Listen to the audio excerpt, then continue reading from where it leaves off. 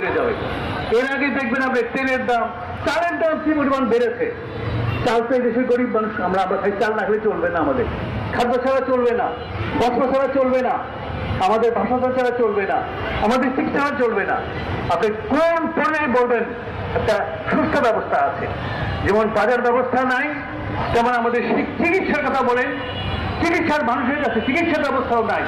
হাসপাতালগুলোতে যেগুলো সরকারি হাসপাতাল আছে, সেখানে এরকম একটা সুষ্ঠু আপনি গেলে মানে ঠিকমতো চিকিৎসা পাবেন না, ঔষধ পাবেন না। গরিব মানুষ বিনা চিকিৎসায় মারা যাওয়ার উপায় নাই। আর আপনি যদি ডাক্তারের কাছে যান, ডাক্তারের ফি কত? 800 টাকা, 1000 টাকা।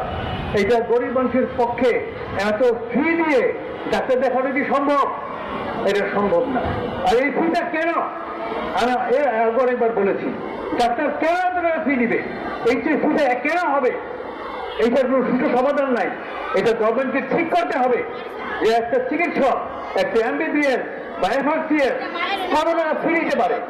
200 টাকা, 300 টাকা, আরো বললে 400 টাকা, এর চেয়ে বেশি ফি নিতে পারে না। সম্ভব না। কেন নিবে তারা টাকাটা ফিটা? তাহলে মানুষের যে মধ্যবিত্ত মানুষেরা চিকিৎসা করতে যায়, তারা নানানভাবে প্রতারিত হচ্ছে। তারা আইন মনে করেন আপনি আইনি আশ্রয় নেবেন, কোথাও আপনি সমস্যায় পড়েছেন, আইনের আশ্রয় নেবেন, কোর্টে যাবেন, আপনি গিয়ে দেন কত রকমের প্রতারণার মধ্যে পড়বেন। তো আমরা এই দেশের মধ্যে, এবং দুর্নীতি কি বন্ধ হয়ে গেছে? এখন জায়গায় জায়গায় দখল হচ্ছে। আপনি দেখবেন ট্রান্সপোর্ট দখল হচ্ছে, আপনার বাণিজ্য দখল হচ্ছে, রাস্তাগুলি দখল হয়ে যাচ্ছে। তার টাকা নেই, এগুলি থেকে টাকা তারা উঠায়। আগে আমরা শুনেছি ঢাকায় নাকি প্রতিদিন আপনারা 4 কোটি টাকা চাঁদা উঠে, নান মুসলিমে উঠে আপনারা দেখেছেন। কিন্তু এইগুলির কোনো ব্যবস্থা নাই। পুলিশ বাহিনীকে এখন ঠিক করা হয় নাই। পুলিশ বাহিনী ঠিক মতো কাজ করে না। কারণ পুলিশের যে ইমেজ ছিল, এর আগে পুলিশ বাহিনী ফ্যাসিবাদের যারা ব্যবহৃত হয়েছিল, সেই পুলিশ বাহিনী আজকে তার ইমেজ সংকটে ভুগেছে। সে আজকে সাহস হারিয়ে ফেলেছে, তার নৈতিকতা হারিয়ে ফেলেছে, নৈতিক বল নাই।